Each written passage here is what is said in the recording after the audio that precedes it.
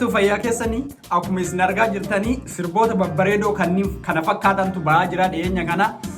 Sirboonni afaan Oromoo dhiyeenya ba'aa jiran jechuudha. Kwaalitiin isaa ergaan viidiyoo kanneen irra jiru jechuudha.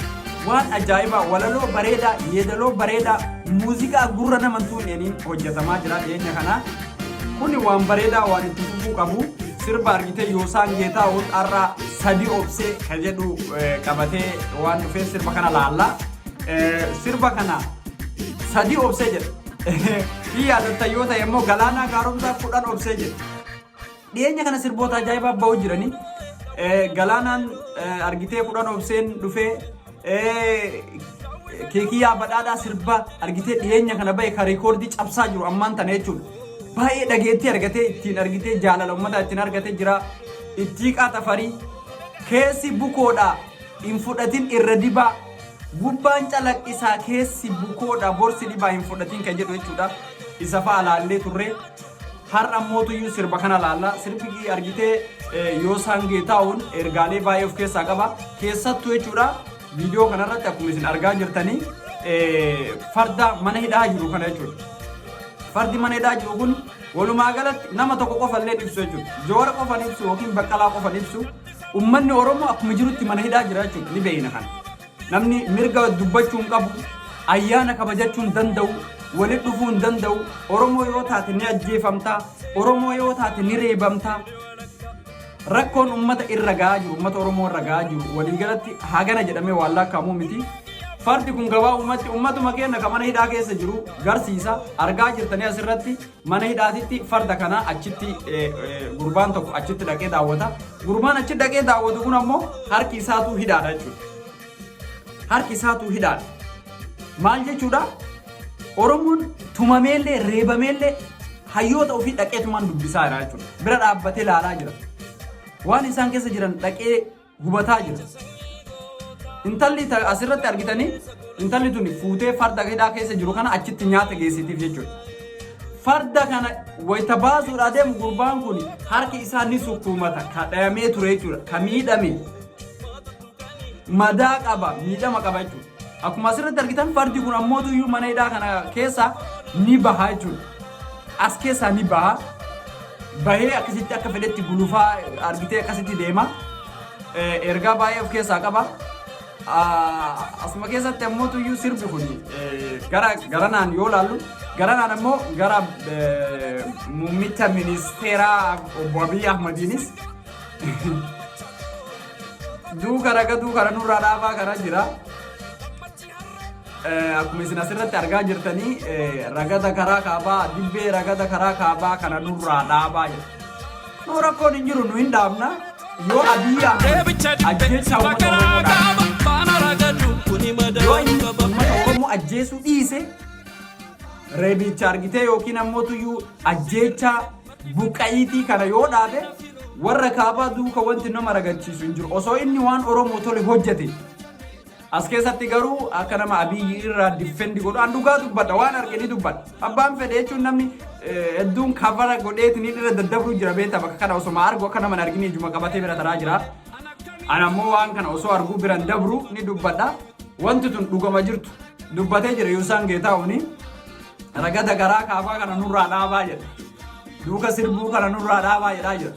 Lakki nu duuka sirbuu barbaanneetii miti. Akka duuka sirbinu warra kaabaa duuka akka sirbinu kan godhe muummichuma ministeeraa ka Haacaaluu ajjeese ka Jawaar Mohammad mana hidhaa ka Yoosaan Geetahuun dhiifama naa godhi bakka sanitti adoonnoo maaliif ati keessa akka buuftee because jiraachuuf ati gara lamaan uyyuu jechuun kan kee rakkoon qabu because mirga kan keeti dandeettii keetiin sirbitee dandeettii keetiin argitee kilippii kana fakkaatu hojjatte ni dandeettaa waan feetee faarsitee waan barbaadde qeequu mirga qabda garuu ammoo waa tokko jira.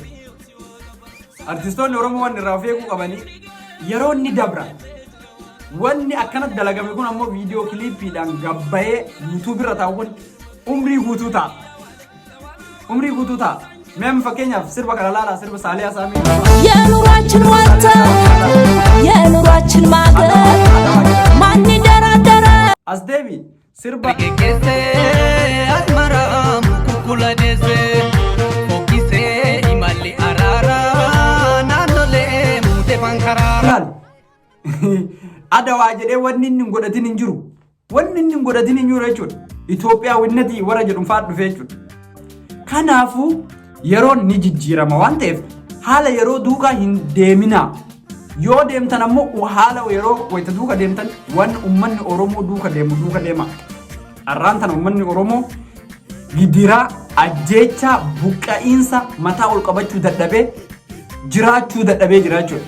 Kana duuka yeroo deemtan akka keekiyyaa badhaadhaa kana faatti namni hedduu takka isinitti boonaa isin jaalata jechuudha.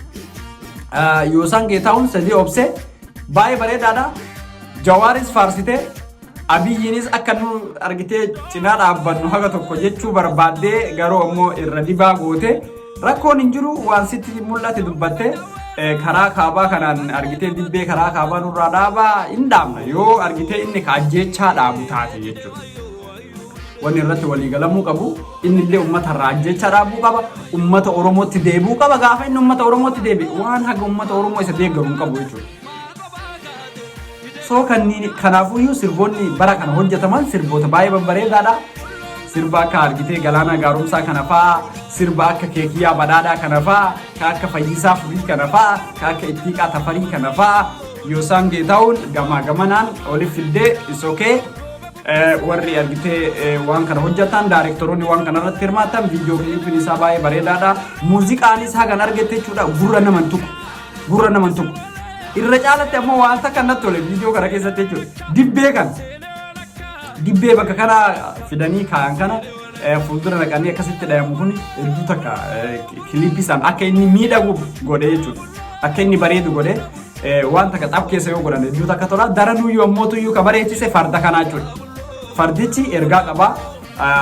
Ka Keekiyyaa argitee akkuma gaaf durii argitan kallacharra akkas waa dibbatanii qawwee qabatanii akkasitti lolaaf qophaa'anii Galaanaa Gaaromsaa teessoo qullaa alangee irra kaa'ee akkasitti nutti mul'ise. Keekiyyaa innu maqaan isaa Ittiiqaa Tafarii ammoo tuyyuu gubbaan calaqqisaa keessi bukoodha hin fudhatin irra dibaa jedhee nutti agarsiise. So ergaaleen achi keessa jiran hedduu takka waan baay'ee bareedaati. Daayirektoroonni waan kanarratti hirmaattan akkasuma obboleessa keenya Birraa Gammadii Viijin Intarteementiin waan baay'ee hojjetaa jirtanii jabaadhaa waan jajjabeeffamuu qabu itti muddaa. Uummanni Oromoo kana caalaa isinirraa eega. Aartiin Oromoo kanaa jira jechuudha. Aartiin Oromoo hin hojjetamne waan ta'eef hojjetaa jirtan amma immoo sirboota afaan Amaaraa namni dhaggeeffataa jiru ammaan tan bakka feeta yoo deemte namni akka gowwaatti ilaalee jennaan sirba afaan Oromoo dhaggeeffata. Maaliif jennaan sirboonni keenyayyuu babbareedaatu bahee dhaggeeffatamaa jira. Abashaa biratti jaalatamee jaalalaan Abashaan dhaggeeffataa jirtu kan Oromoo miti jechuudha. Kanaafuu waan bareedaadha appreciate nama boonsaa hedduu takka itti boonee jira. Galatooma.